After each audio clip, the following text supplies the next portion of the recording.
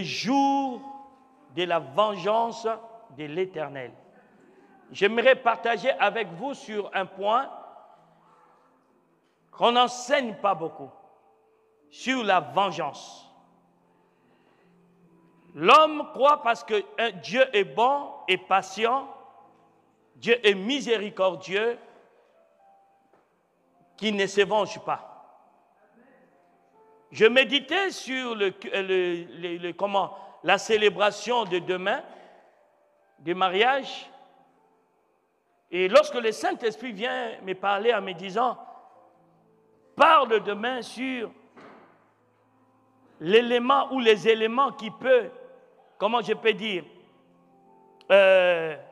conserver le mariage des gens longtemps.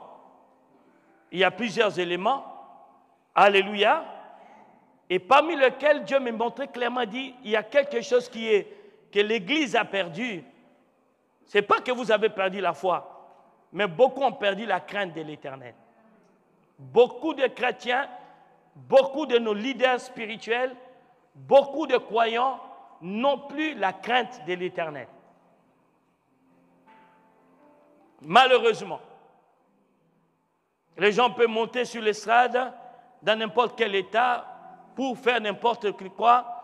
Les gens peuvent travailler à côté des hommes de Dieu dans plusieurs mentalités, avec plusieurs choses.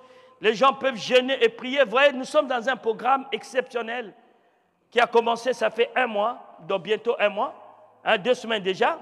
Mais quand je suis arrivé, ici en particulier par Achat, parce qu'à Achat, les gens ont pris ça tellement au sérieux, mais j'ai trouvé certaines personnes encore dans la distraction. Ils pensent qu'on on les empêche à dormir la nuit. Ils trouvent que c'est lourd, c'est trop demandé. Mais quand ils sont en face des difficultés de la vie ou des problèmes, à ce moment, ils ne trouvent pas que c'est lourd, ces problèmes. Beaucoup de chrétiens veulent être assistés. Or, la chrétienté est une responsabilité. La vie de la foi, c'est une responsabilité. C'est un engagement. Quiconque veut mener la vie de la foi, il veut bien-aimer, il veut seulement dire, bien-aimé, il engage une bataille spirituelle contre le diable. Parce que la foi est un combat spirituel. Et quiconque est dans ce combat spirituel doit savoir qu'il y a un adversaire. Et cet adversaire, c'est le diable. Et aujourd'hui, j'aimerais partager avec vous sur le jour de la vengeance de l'Éternel.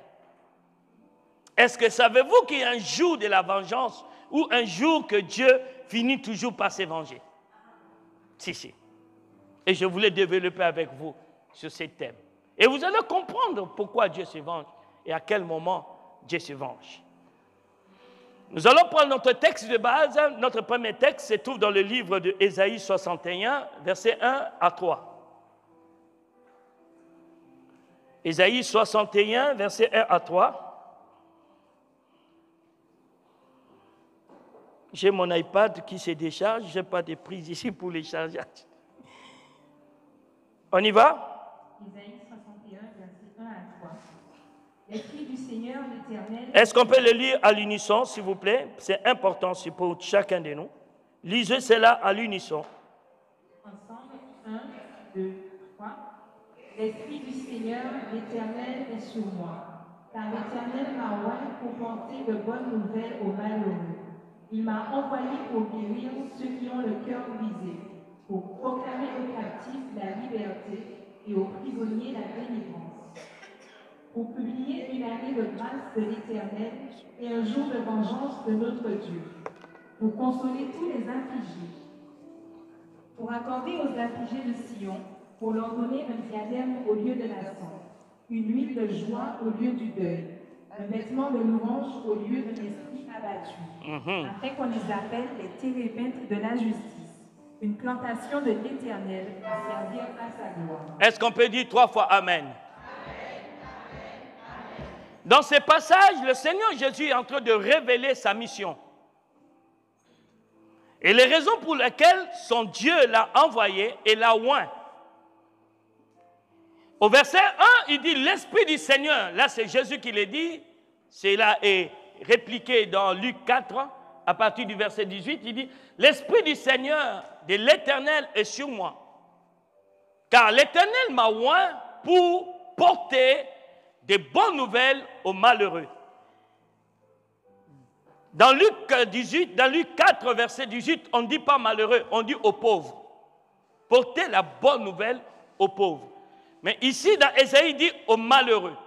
Et pourquoi on veut porter la bonne nouvelle aux pauvres ou aux malheureux ou aux misérables? Tout simplement pour leur procurer la joie.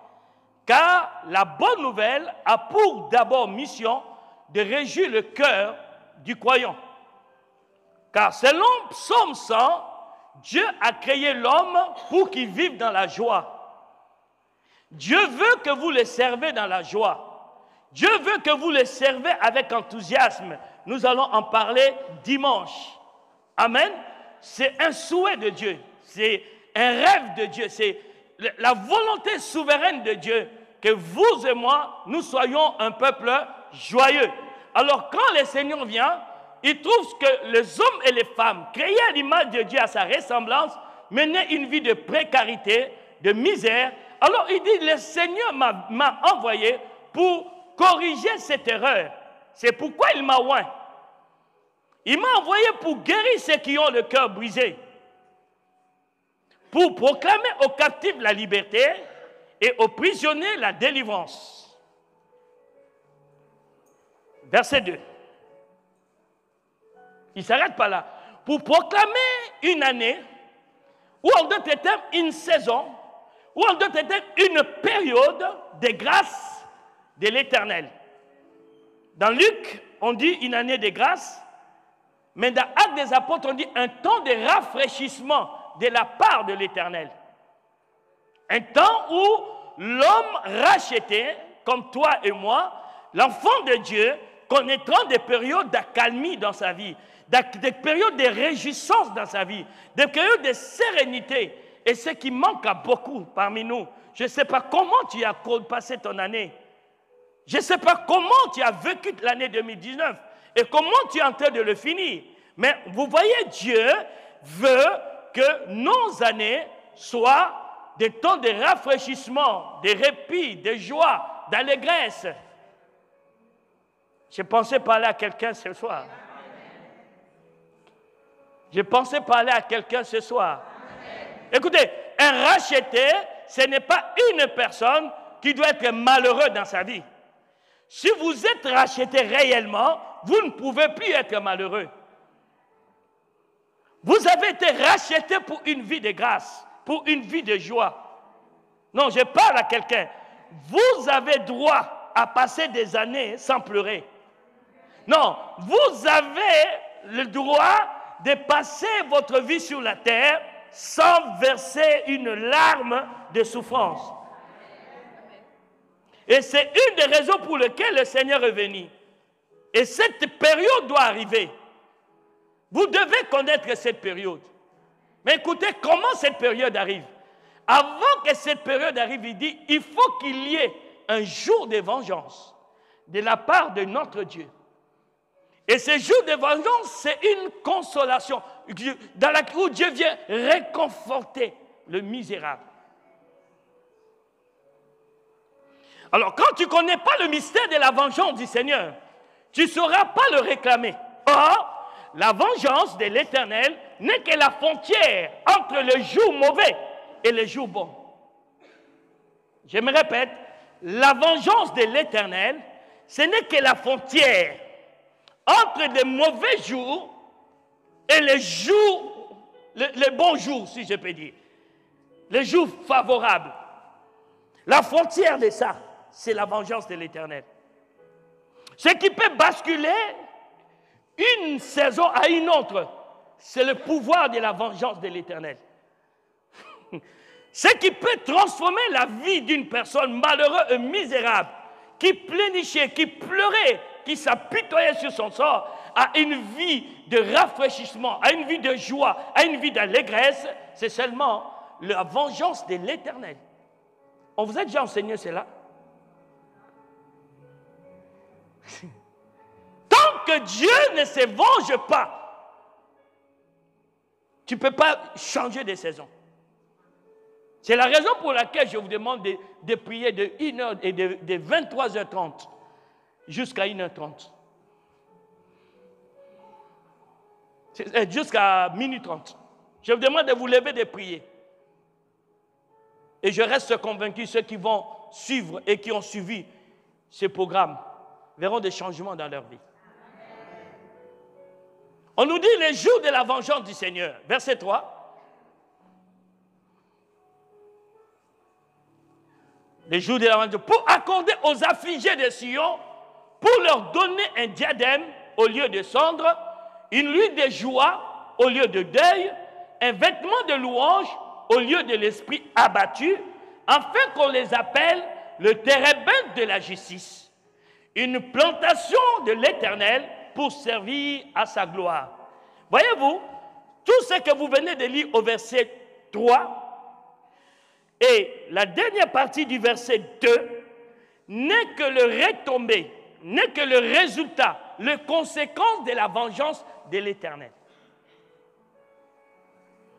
Tant qu'il n'y a pas de vengeance de l'Éternel dans ta vie, tu ne peux pas connaître ces choses.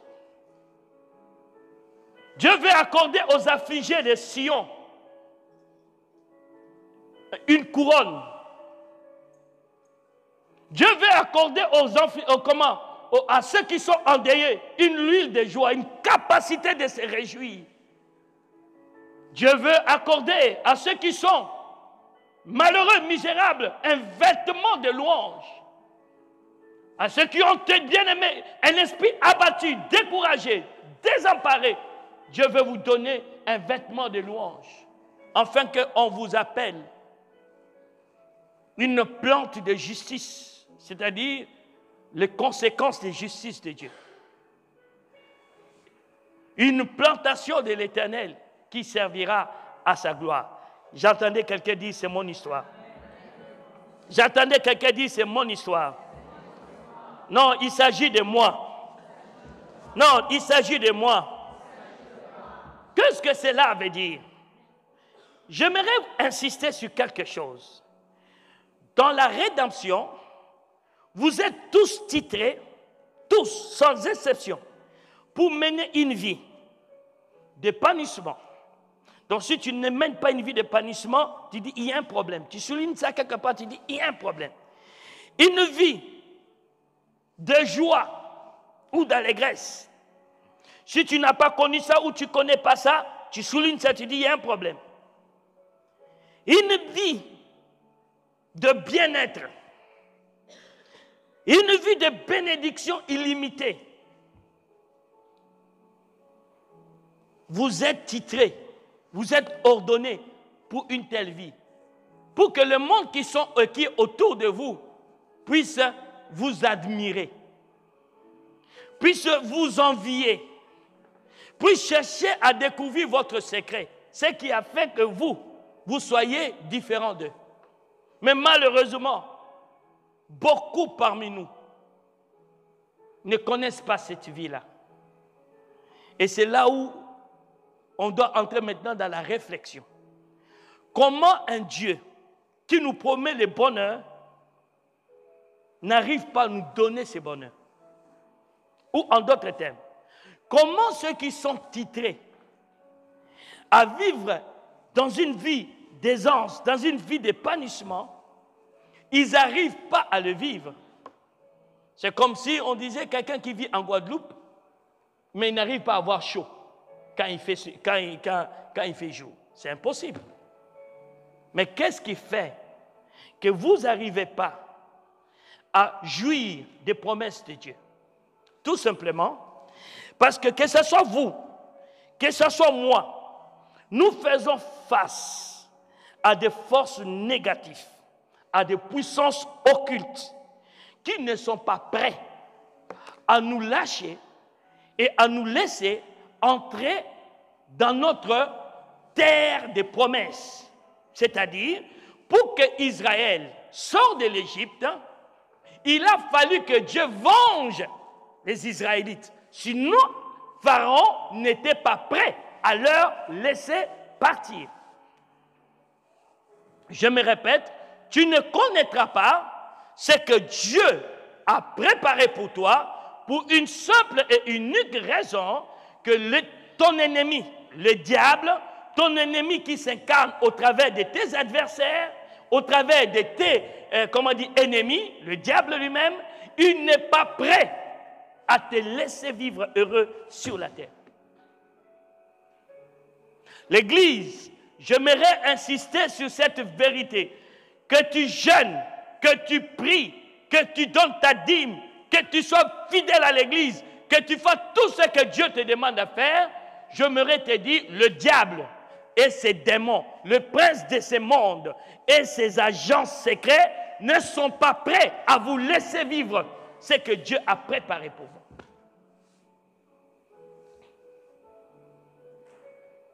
Ils ne sont pas prêts. Dieu vous a racheté. Dieu vous a sauvé. Mais vous menez une vie de misère parce que celui qui gouverne ce monde n'est pas prêt à vous laisser partir.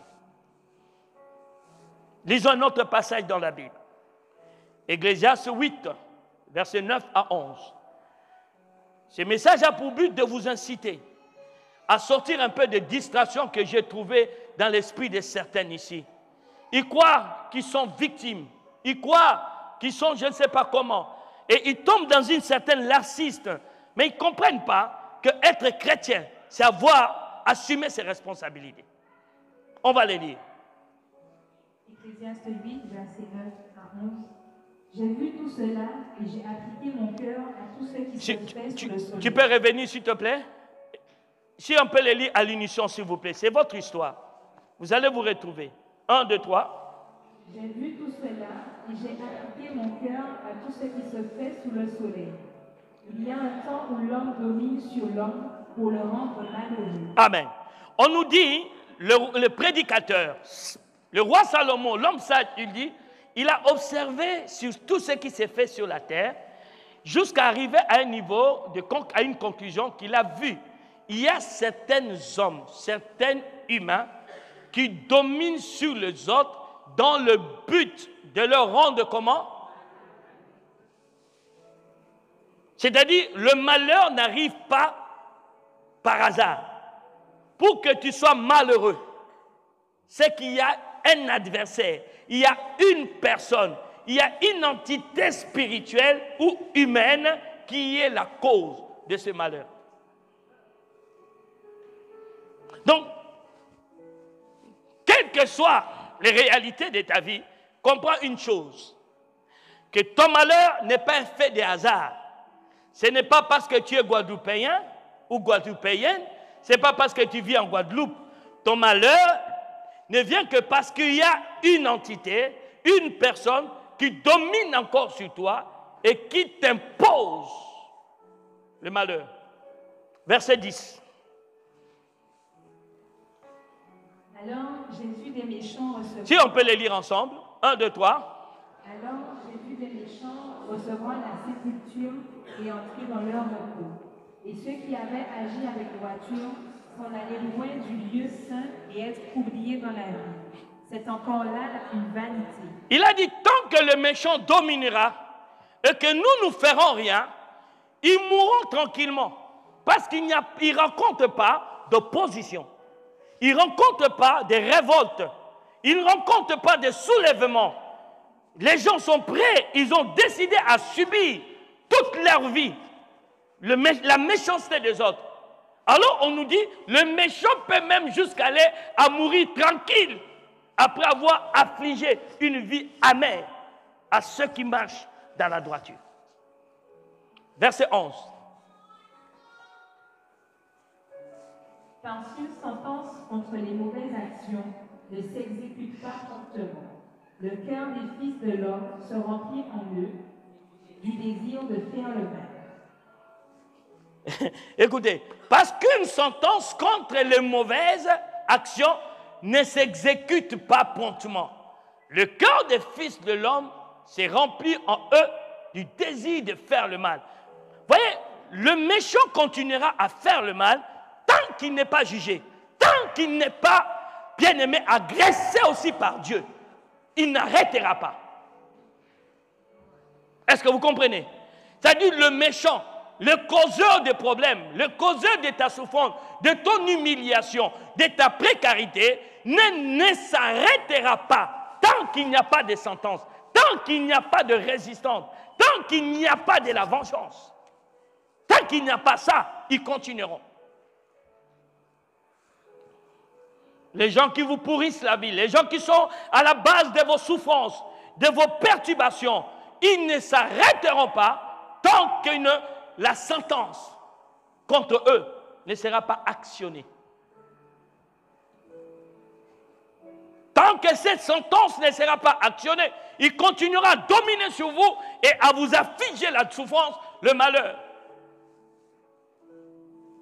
Ils continueront, malheureusement. Verset 12. Cependant, quoique le pécheur fasse 100 fois le mal et qu'il y persévère longtemps, je sais aussi que le bonheur est pour ceux qui craignent Dieu, parce qu'ils ont de la crainte devant lui. Une vie de bonheur, une vie de joie est votre partage. Une vie de jouissance, une vie de liberté est votre partage. Mais cette vie n'arrivera pas tant que ceux qui dominent sur vous et qui vous causent du tort, qui causent de malheur, ne connaissent pas une sentence. Tant que vous n'activez pas cette sentence contre eux, ça continuera. Un homme de Dieu a dit, le diable n'entend qu'un seul langage, le langage de la violence. Dans son royaume, il n'a pas des ambassadeurs. Cela veut dire qu'il n'y a pas de diplomatie. C'est-à-dire jamais le diable a laissé une personne, une famille, un peuple par des négociations. Non, non, ça c'est jamais. Vous lisez dans toute la Bible, le diable, un royaume ne quitte pas un autre royaume. Quand il a sujettissé sur ce royaume, il dominait sur ce royaume, il ne va pas les quitter par des négociations diplomatiques. Non, non, il n'y a que la guerre qui leur fera sortir. Et toi, tu dois déclarer la guerre contre tous ceux qui causent des souffrances dans ta vie et dans ta famille. Non, vous devez déclarer la guerre contre tous ceux qui causent de pleurs, de deuil, qui n'étaient pas prévus dans votre agenda, mais qui vous a tous surpris. Vous devez déclarer la guerre avant la fin de cette année. Ils ne doivent pas continuer à vous suivre. J'ai dit à quelqu'un, il ne doit pas continuer à vous suivre jusqu'à 2020. Il ne doit pas traverser les frontières de 2019 parce que trop, c'est trop, ça doit s'arrêter. Vous devez avoir une telle détermination. Parce que ce n'est pas moi qui l'a dit, c'est la Bible. Il y a quelqu'un qui comprend ce que je suis en train de dire. Mes amis, il faut comprendre une chose. L'ignorance est une des choses qui nous laisse dans la souffrance ou dans la perdition. Car il est écrit, faute de connaissance, mon peuple périt. Le premier but que j'aimerais partager, vous transmettre aujourd'hui ou poursuivre aujourd'hui, c'est de vous ramener à avoir la connaissance que la vengeance est la seule arme qui peut transformer votre vie de pleurs à une vie de joie. La vengeance de l'Éternel, vous devez le savoir, elle est une réalité spirituelle. Et vous devez un jour, bien-aimés, déclencher, activer cette arme pour que Dieu vous sorte enfin de cette vie misérable. Tant qu'il n'y a pas de vengeance, ta souffrance va continuer. Il faut le savoir. Deuxièmement, le but que je poursuis, c'est de vous inciter, de vous donner, de vous pousser plutôt à prendre vos responsabilités. De ne pas vous laisser envahir, parce que vous venez d'apprendre. Tant que vous ne vous levez pas contre les méchants, contre les mauvaises choses, ces mauvaises choses vont continuer à pourrir, à détruire votre vie. Tant que vous n'allez pas vous lever, il n'y aurait jamais eu l'abolition des esclavages s'il n'y avait pas eu des esclaves rebelles. Il n'y aurait jamais eu, bien-aimé, la décolonisation en Afrique s'il n'y avait pas eu de révoltes. Et c'est pareil. Aucune souffrance peut partir si toi-même tu ne te prends pas en main. Si toi-même tu ne fais pas ce qu'il faut faire pour que les choses changent. C'est une des raisons que nous vous avons demandé à vous réveiller, de rester éveillé de 23h30 jusqu'à minuit 30. Parce que c'est à toi de prendre ton destin en main. C'est ta responsabilité. Pendant que le diable fonctionne, toi tu dors. Et tu attends que l'apôtre prie pour moi le dimanche matin. Mais le dimanche matin, le problème c'est déjà passé la nuit. Quand toi tu viens dimanche matin, tu es déjà KO. Tu as totalement démonté. Même quand tu viendras pour qu'on prie pour toi, il y aura des pièces que tu as perdues pendant qu'on t'a amené à l'église. Parce que toi, tu n'aimes pas bien prendre tes responsabilités. Tu n'aimes pas. Tu n'aimes pas te lever quand tu te sens agressé. Tu ne n'aimes pas te gêner et prier quand tu sens qu'il y a besoin. Tu n'aimes pas. Tu dis que j'ai un apôtre qui a des mains en or. Quand je vais arriver, il va prier pour moi, le problème sera résolu. Mais le seul problème que je vais t'annoncer, ton apôtre, tu le verras de plus en plus rarement. Moi, je suis quelqu'un, je dis toujours, je préviens déjà aux gens, hein, parce que les portes que Dieu est en train d'ouvrir, hein, on a déjà 2 églises de filles en Afrique. 2. Après mon émission, 2 églises sont venues demander que je puisse coiffer ces églises-là. Donc, une de 300 quelques membres et l'autre de 5 quelques membres. Donc, comprenez que je dois être partout maintenant. Donc, si toi, tu espérais que ma main de dimanche, tu risques de ne plus profiter de ma main. Mais si tu comprends qu'être chrétien veut dire prendre ses responsabilités, protéger sa famille, défendre ses enfants, défendre ses intérêts au travers de jeûnes et de prières, alors tu seras l'homme ou la femme la plus heureuse. Est-ce que tu peux acclamer pour toi-même, s'il te plaît?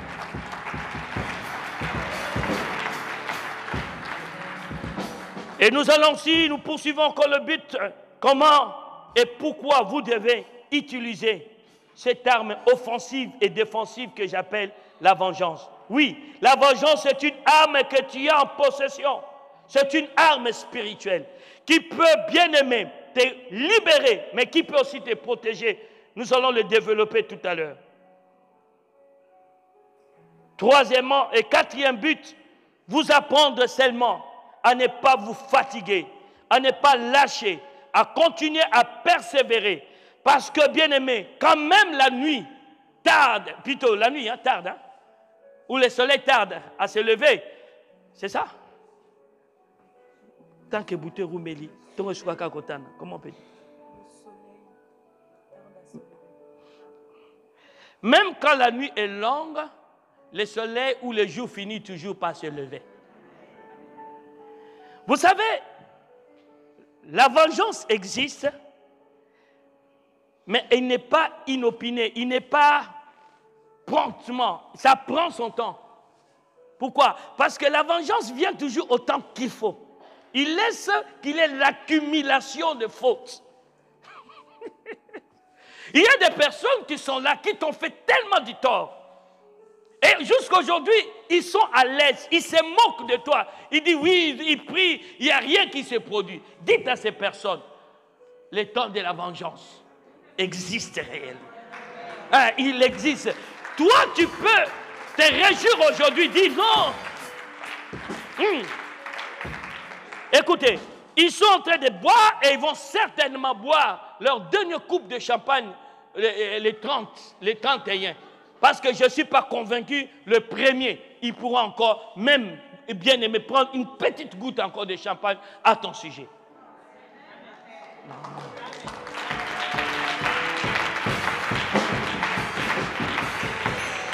Le temps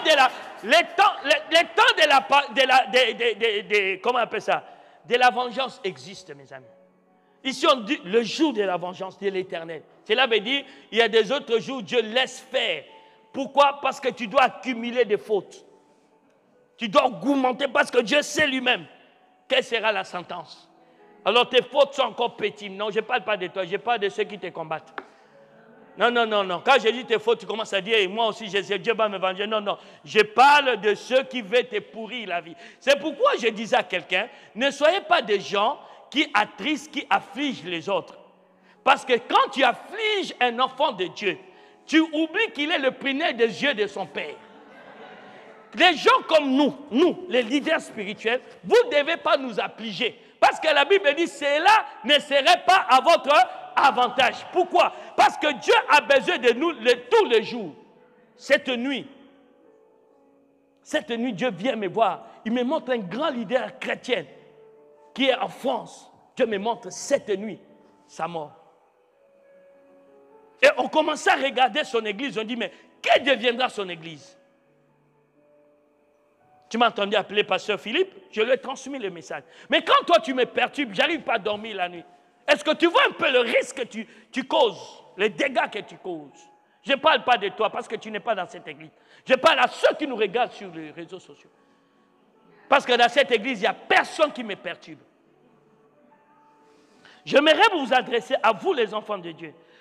Malgré que tu es un enfant de Dieu, ne perturbe pas la vie d'un autre enfant de Dieu. Je répète, que tu sois enfant de Dieu ou pas, perturber, déranger, théoriser la vie d'un autre enfant de Dieu, te met toi-même en danger.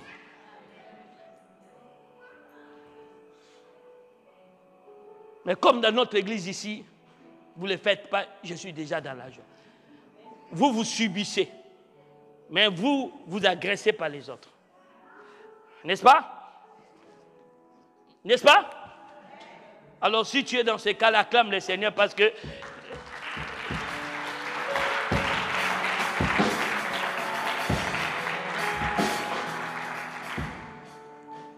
On va aller dans Ésaïe 35, verset 4, s'il vous plaît.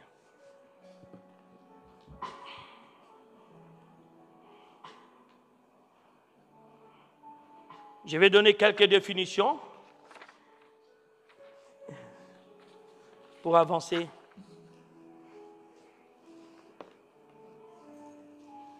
Ésaïe 35, pas 34, 35, verset 4.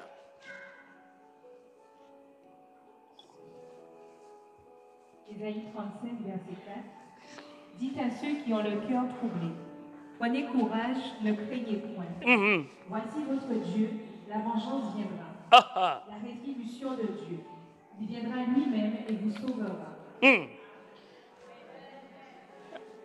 Moi, je croyais que Dieu parlait à quelqu'un ce soir.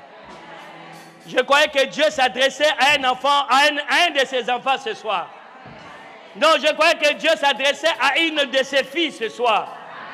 À une de ses filles qui était affligée ce soir. Est-ce que Dieu s'adresse à un de ses garçons, à un de ses fils qui a été affligé cette année? Je croyais que Dieu s'adressait à toi.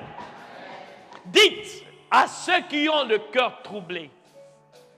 Jusqu'à la fin de l'année, l'affliction a été telle que jusque-là, tu n'as pas de joie. Tu as le cœur troublé. Troublé à cause de ce qui se passe dans ta famille. Troublé à cause de ce qui se passe dans ton foyer. Troublé à cause de ce qui se passe dans ton lieu de travail. Troublé à cause de ce qui se passe, bien-aimé, dans ton quartier. Troublé à cause de ce qui se passe dans ta vie sentimentale. Troublé à cause de tes collègues, de tes camarades de l'école. Dieu vous envoie un message, bien-aimé, puissant. Il dit, prenez courage. Ne craignez point. Voici votre Dieu. La vengeance viendra. La rétribution de Dieu. Il viendra lui-même et vous, voyez, quand quelqu'un dit Dieu la délivrance, j'ai été sauvé, ça veut dire Dieu s'est vengé de toi quelque part. Ce n'est pas une histoire simplement que toi tu as vécu. Non, non, non. Quelque part, un jugement s'est passé quelque part pour que toi, tu sors de cette situation. Pour que toi, tu redresses ta tête.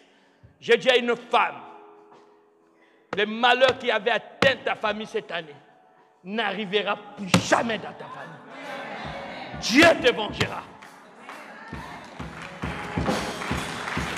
Dieu te vengera.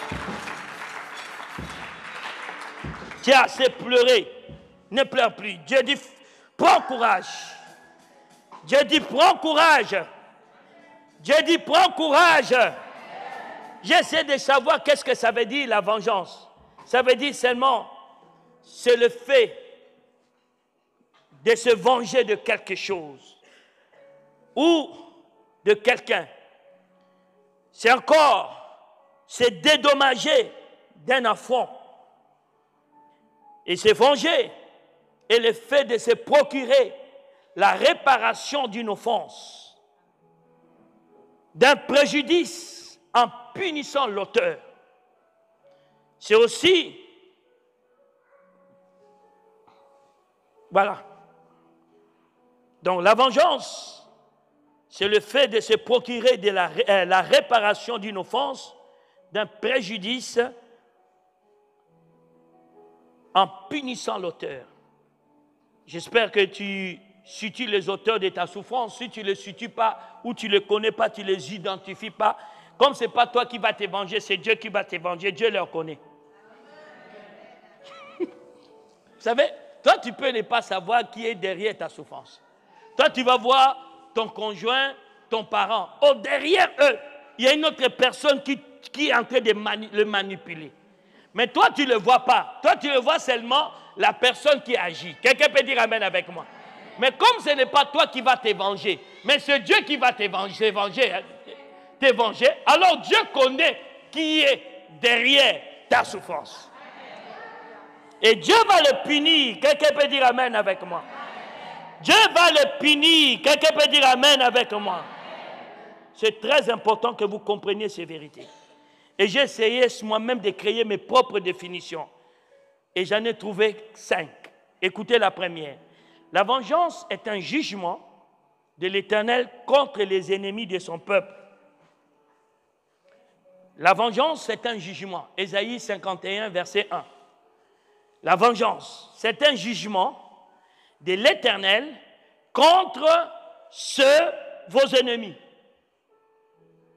Savez-vous que Dieu juge vos ennemis? Et quand il leur juge pas comme le juge de ce monde.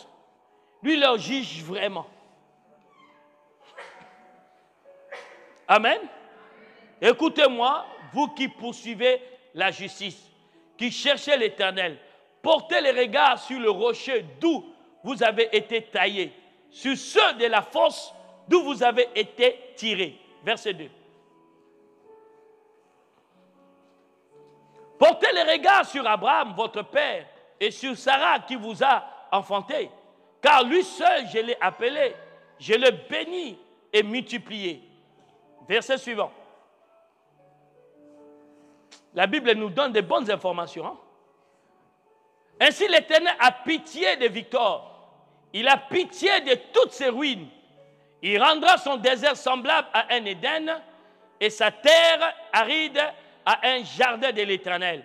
Car la joie et l'allégresse se trouveront au milieu d'elle. Les actions de grâce et des chants de cantiques. Continuons.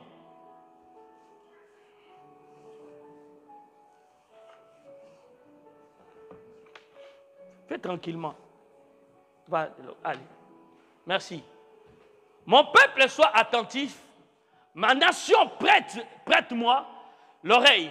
Car la loi sortira de moi et j'établirai ma loi pour être la lumière du peuple.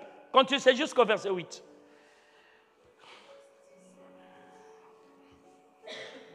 Ma justice est proche. Mon salut va paraître et mes bras jugeront le peuple. Les îles espéreront à moi et se confieront à moi, à mon bras. Levez les yeux vers le ciel et regardez en bas sur la terre. Car les cieux s'évanouiront comme une fumée. La terre tombera en lambeaux comme un vêtement. Et ses habitants périront comme des mouches. Mais mon salut durera éternellement et ma justice n'aura point de fin. Continuons. Écoutez-moi, vous qui connaissez la justice, peuple, qui a ma loi dans ton cœur. Ne craignez pas l'opprobre des hommes et ne tremblez pas devant leur outrage. Car la teigne les dévorera, comme un vêtement, et la gerce le rongera comme la laine, mais ma justice durera éternelle, et mon salut s'étendra d'âge en âge. Voyez-vous, quand Dieu vous fait la justice, hein, dans une situation, tous ceux qui connaîtront cette situation n'oublieront pas ça. Ils vont retenir ça pour toute leur vie. C'est comme ça quand Dieu vous dit, à lui la vengeance, à lui la rétribution. Arrêtez de vous venger vous-même. Laissez Dieu le faire. Arrêtez à trop vous justifier, vous empêcher la vraie vengeance se faire. Est-ce que quelqu'un comprend ce que je suis en train de dire? Arrêtez. Je vais donner un exemple, quelque chose qui s'est passé de concret. Quand je rentrais de l'Afrique, je viens de l'Afrique. Jeudi dernier, j'étais en Afrique et je rentrais à Métropole. Et lorsqu'on me fait asseoir à côté d'une personne qui était désagréable. Donc, comme j'avais pris mon billet un peu en retard, donc il n'y avait plus de place en business, on m'a mis en classe intermédiaire, premium, et on me met juste à côté d'une personne, d'une dame qui était, je veux vous assurer, je me suis posé la question, pourquoi on m'a mis là à côté de cette femme? J'étais prête à aller m'asseoir même derrière à l'économie, mais je ne pas rester à côté d'elle. Et l'avion a décollé. Nous avons fait un atterrissage, une escale dans un pays. Et en business class, les places se sont libérées. Je suis parti voir les hôtesses pour qu'on me surclasse. Ils ont dit non, monsieur, c'est fini, on ne peut plus surclasser, on continue. Alors j'étais malheureux encore. Et nous arrivons à 1 heure d'atterrissage, donc on traverse la Méditerranée. L'avion se met maintenant à danser. Vous savez quand l'avion danse? Quand il fait le zouk. Hein? Et tout d'un coup, je vois la dame commence à crier, à se déshabiller. Il faisait froid, mais elle enlève tout au point qu'elle reste seulement avec les soutiens. Et là, personne ne pouvait, elle devenait folle. Personne ne pouvait maintenant la maîtriser. Ni les hôtesses, ni personne. Alors tout le monde ne savait pas quoi faire. Et c'est là que j'ai compris que Dieu m'avait mis à côté de cette femme pour faire sa délivrance dans les airs.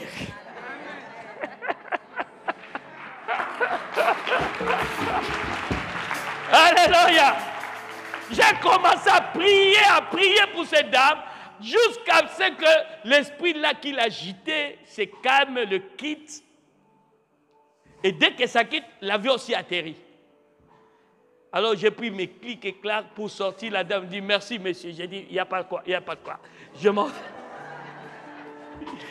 J'ai été pressé de sortir. Mais vous savez qu'elle ne m'a pas laissé. Elle va courir pour m'attraper, pour chercher à voir même ma carte. Elle a dit vous ne savez pas ce que vous venez de faire. C'est la première fois que cela m'arrive, mais vous venez de me délivrer. J'étais parti en Afrique, au Congo pour un travail. Et je retourne aux États-Unis, je devais faire mon escale.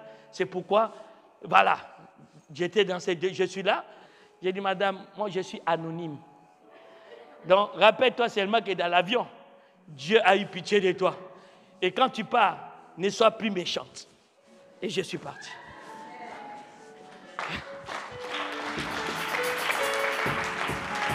La vengeance est un jugement que l'Éternel t'accorde. Et j'ai dit à une personne, ne pense pas que Dieu a oublié ta souffrance. Il va très bientôt juger tes ennemis. Non, tu n'acclames pas bien le Seigneur, s'il te plaît. Est-ce que tu peux bien acclamer ton Dieu?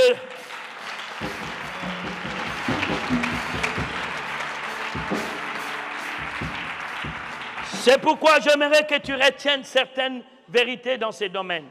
La première chose que chacun de nous doit savoir, la vengeance de l'Éternel doit être un domaine qui lui est réservé. Toi, étant qu'enfant de Dieu, tu ne dois plus chercher à te venger. tu dois laisser à Dieu à te venger. On va les lire. Deutéronome 32, verset 35.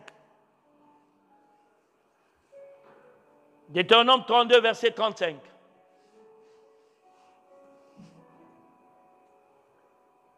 Deutéronome 32, verset 35.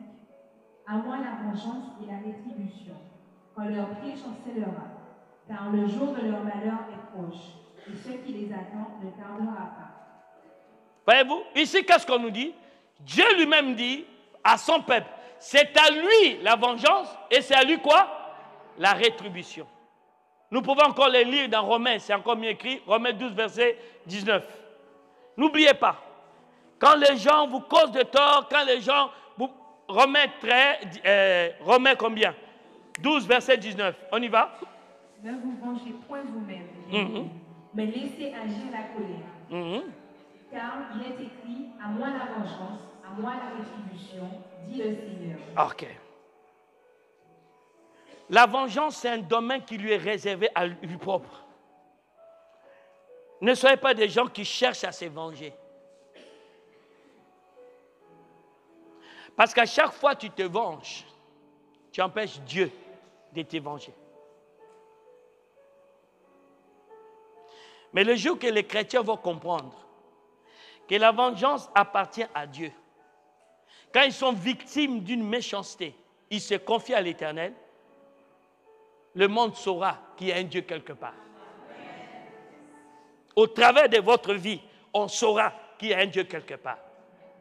Je ne sais pas si ça vous est déjà arrivé, mais humainement parlant, ça m'est arrivé des fois moi-même chercher à me justifier ou à me venger d'une chose. À chaque fois, je me mets dans cette dynamique. Le résultat n'est pas bon. Mais lorsque vous laissez Dieu vous venger, vous savez, Dieu prend son temps pour se venger. Hein? Qui veut savoir pourquoi Dieu prend le temps pour venger? Qui veut savoir pourquoi Dieu prend le temps pour vous venger? Ok. Pour une simple raison, Dieu n'aime pas la mort du méchant. Il use de patience. Il veut que ces derniers puissent se convertir ou se repentir. Nous n'avons aucun intérêt de voir les méchants mourir parce qu'ils vont aller en enfer. Alors des fois, vous voyez des gens qui vous font du tort. Plus ils vous font du tort, plus ils sont contents parce qu'ils se disent Dieu n'agit pas. Méfiez-vous. Dans le livre de 2 Pierre, notez, 2 Pierre chapitre 3, verset 9 et verset 10. Verset 9 à 10 et verset 15, on nous donne les raisons pour lesquelles Dieu prend son temps avant de nous venger. Il dit, il use de patience parce qu'il ne veut pas que les gens périssent. Un grand homme de Dieu, je ne sais pas si vous avez salué sa mémoire à la place de Renard Bonquet. Vous avez salué sa mémoire ici?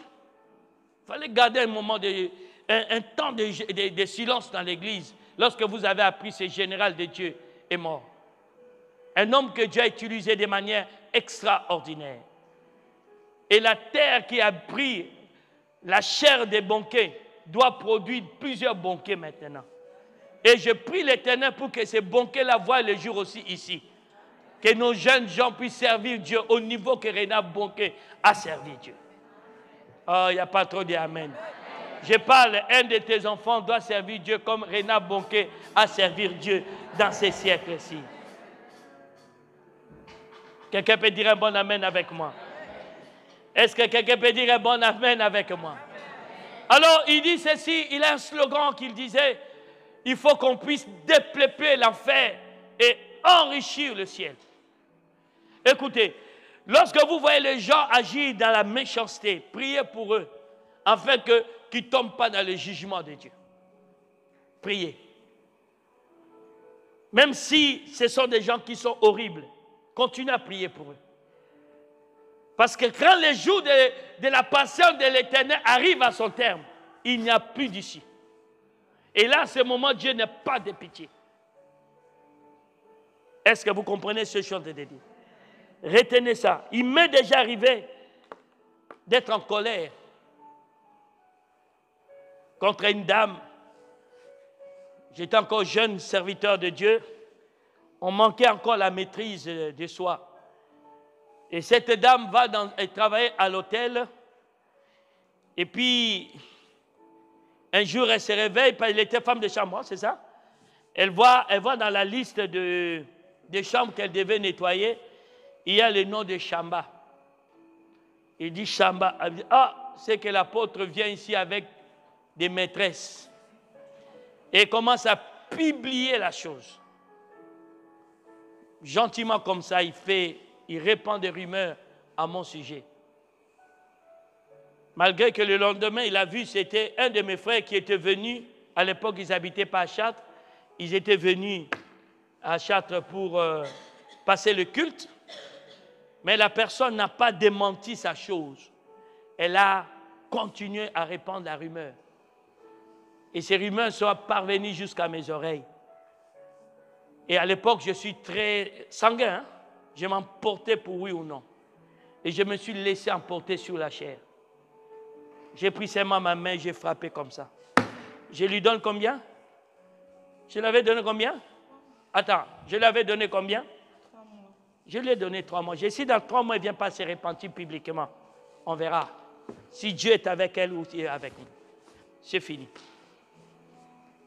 Et vous savez, quand vous voyez comme ça, la personne prend gros drôle. Premier mois, il n'y a rien. Deuxième mois, il n'y a rien.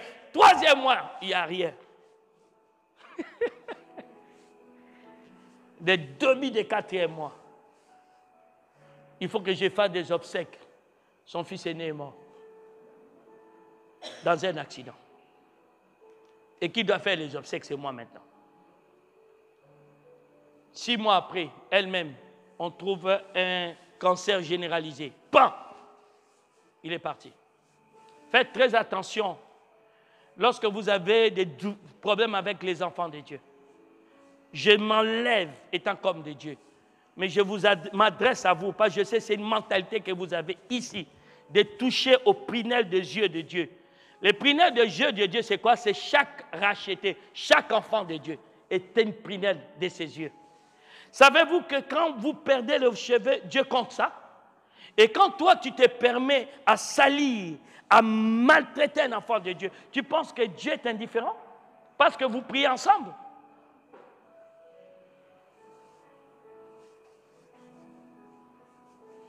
Arrêtons ces choses. Amen. Quelqu'un peut dire amen? Amen? Il y a tellement de choses à dire, mais je vais aller vite. Ne faites plus partie. Il y a certaines souffrances que vous subissez dans votre vie chrétienne viennent à cause de vos propres dérapages. Viennent à cause. Ne soyez pas des personnes méchantes. Non. Ne causez pas de tort aux autres. Vous savez, il y a quelque chose qui m'a toujours choqué dans cette église. En 2018, j'étais au Canada. Lorsque le Saint-Esprit me dit, appelle Karine. Je l'appelle, elle était à l'hôpital.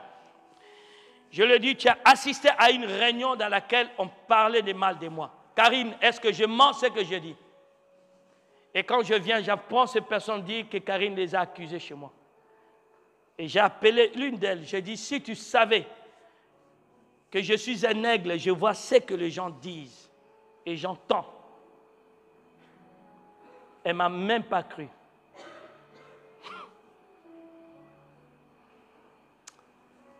Faites attention. Il y a un Dieu qu'on ne touche pas assez loin. Je sais ce que je dis. Il faut que vous arrêtez certaines choses. Parce à cause des dégâts. Vous ne réalisez pas. Vous ne prenez pas conscience. Vous savez, l'homme s'habitue tellement à la souffrance, il croit que c'est ça la vie. Ce n'est pas la vie. La vie, c'est la qualité. La vie, c'est l'aisance. La vie, c'est la paix. La vie, c'est la jouissance. La vie, c'est une bonne santé. Quand tu n'as plus de bonne santé et tu es un enfant de Dieu, pose-toi des questions. Quel mal je fais pour subir cela? Savez-vous l'interdit quand tu vas donner ton offrande, si tu as quelque chose contre quelqu'un à l'église? La Bible dit tu dois laisser ton offrande, aller faire la paix avec lui. Et quand les enfants de Dieu n'arrivent plus à croire et prendre leur leader spirituel d'un menteur, il te dit, Dieu m'a dit, et lui il te dit, non, c'est Karim qui t'a dit. J'ai dit à ces personnes, j'ai dit, même ma femme continue à croire à moi quand je lui parle. Et vous, quand je vous ai croisé sur la terre, vous me doutez de moi. Arrêtez la méchanceté. On ne touche pas les enfants de Dieu. Tu ne sais pas si tu vas finir le 31. Tu ne sais pas. Tu ne sais pas. Il y en a certains qui sont en train déjà de pisser le sang, mais ils les cachent. Tu ne sais pas. Il faut que vous vous repentez. Quiconque a parlé de mal d'un enfant de Dieu, a touché un enfant de Dieu dans cette église, avant la fin de cette année, qui se répande. Parce que Dieu m'a dit, le temps de la vengeance, ça va s'arrêter le 31 décembre. Ce n'est pas mon message, hein? Le message là, Dieu me l'a donné ce matin, quand il m'a parlé de l'homme de Dieu, qui va partir.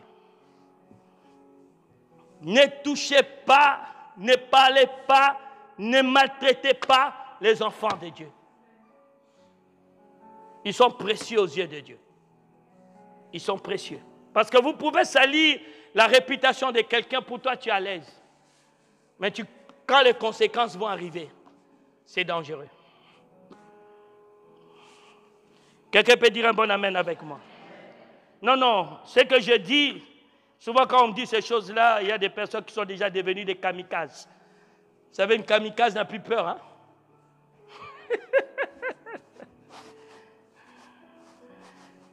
Alléluia. Il est kamikaze. Il dit, advient que pourra. Mais vous savez, la mort n'est pas seulement la seule punition que Dieu donne. Dieu peut te donner un AVC, tu te retrouves comme un légume, maintenant il te donne une longue vie. Et tu commences à faire caca sur toi, on vient te le nettoyer. Et ce jour-là, tu comprendras qu'il y a un Dieu dans le ciel, on ne le touche pas. Église de Dieu, je crois une chose qui est sûre et certaine, Dieu nous aime. Et il ne veut pas certaines conneries de cette décennie puissent nous poursuivre et qu'on puisse subir ces conséquences dans la décennie prochaine. Il faut qu'il y ait certaines réparations avant la fin de cette année. Il faut. Est-ce que je peux continuer? Non, non. Est-ce que je peux continuer? C'est très important que vous compreniez cette vérité. Il n'y a rien qui peut être caché devant Dieu. Mais un jour, Dieu se venge toujours. Maintenant, laissez-moi, je saute quelques éléments. Je vais vous donner pourquoi Dieu, ou pourquoi nous devons laisser Dieu nous venger. La première chose, seule la vengeance établit la vérité. Tout le monde peut prétendre être marché dans la droiture. Tout le monde peut dire, je suis un enfant de Dieu. Je suis fidèle dans les dîmes. Je suis fidèle, je ne parle pas de mal de qui que ce soit. Vous savez, le jour que la prophétesse est tombée, si elle est là, elle peut vous dire, la première chose que je dis, quelle porte as-tu ouverte? Parce que je connais ce Dieu. Je connais. Je lui avais posé la question tout de suite.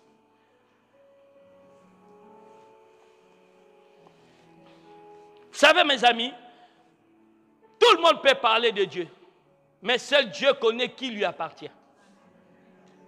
Et des fois, il faut que Dieu passe par la vengeance pour établir la justice.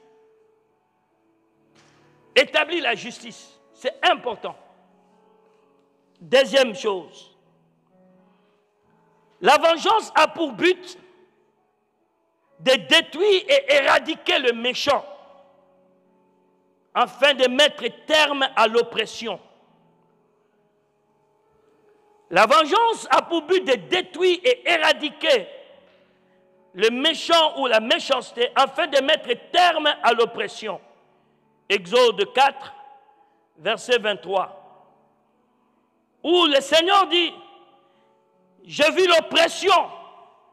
Maintenant, la manière que je vais utiliser pour mettre fin à cette oppression, je vais tuer tous les premiers-nés des Égyptiens. Je vais leur tuer tous. Quand Dieu utilise la vengeance, personne ne pourra lui résister. Il utilise des armes non conventionnelles. Et ça fait très mal. Très, très mal. Pourquoi Dieu utilise la vengeance? Pour toi qui es enfant de Dieu, la vengeance de Dieu est une manière que Dieu utilise pour te consoler, pour te réjouir le cœur. Ésaïe 58, verset 11. Ésaïe 58, verset 11. Ésaïe 61, verset 2. Vous savez, quand Dieu te venge par rapport à une injustice ou une méchanceté que tu as subie, que tu veuilles ou pas, tu te retrouves quand même réconforté par Dieu. Amen. Ésaïe 58, verset 11. C'est ça? Ésaïe 61, verset 2. Quand Dieu te venge quelque part, en tout cas que tu veuilles ou pas, tu retrouves le sourire. Hein? Vous savez ça? Ça te réconforte. Tu te dis non, Dieu me connaît. Ça fait du bien. Je dis à quelqu'un, Dieu te fera du bien. Non, quelles que soient les souffrances que tu as connues dans ta vie, Dieu te fera du bien. Non, je dis à quelqu'un, Dieu te fera du bien. Et je prophétise pour toi, 2020, tu vas commencer une vie de joie parce que Dieu te fera du bien.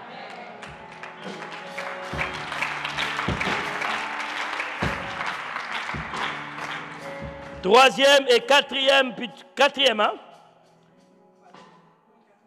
Quatrième, Dieu utilise la vengeance pour te donner la liberté ou la délivrance.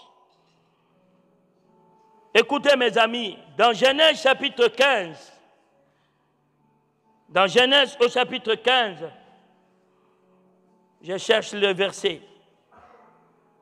Vous allez tout simplement comprendre que Dieu a dit, pour libérer Israël ou les descendants d'Abraham, il doit passer par une vengeance. Il dit, je vengerai son oppresseur.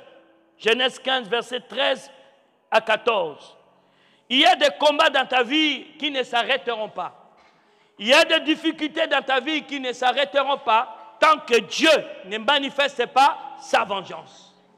C'est la raison pour laquelle il est un moment où tu dois crier à Dieu. Dis, Seigneur, venge-moi dans cette situation. Quelqu'un peut dire Amen. Cinquième, la vengeance fait paraître Dieu. C'est-à-dire, Dieu peut se cacher longtemps au point que les gens pensent que Dieu est débordé ou est dépassé. Oui, encore, il ne s'occupe pas de toi. Mais le jour de sa vengeance, c'est le jour où l'Éternel sort de sa réserve. Ça ne sera pas que toi qui le verras, même ton pharaon le verra. Il dira, fuyons devant l'Éternel, car l'Éternel combat pour Israël. Les gens n'ont pas encore dit ça à ton sujet. Les gens, aujourd'hui, quand ils t'attaquent, ils croient que tu es seul. Mais un jour, ils comprendront que tu n'as jamais été seul. Ton Dieu était tellement silencieux en train de leur observer. Je dis à quelqu'un, ton Dieu était silencieux en train de leur observer. Mais les jours que Dieu va prendre les choses en main, il va sortir, tu ne seras pas le seul de le voir. Alléluia. Toi, tu le verras de dos, mais eux, ils le verront de façade. Toi, tu le verras de dos, mais ils le verront vers la façade. Vous savez à quel moment tu vois quelqu'un de dos? Vous savez à quel moment tu vois quelqu'un de dos? Comment? Je n'ai pas compris. Quand il t'a déjà dépassé. Vous savez, appelle, viens. Je vais t'envoyer quelque part, ok? Prends. Ça va? Va voir Karine, pour moi. Je le vois où? Pourquoi? Parce qu'il est parti pour moi. Je dis, toi, tu verras Dieu de dos. Mais tes adversaires le verront de façade.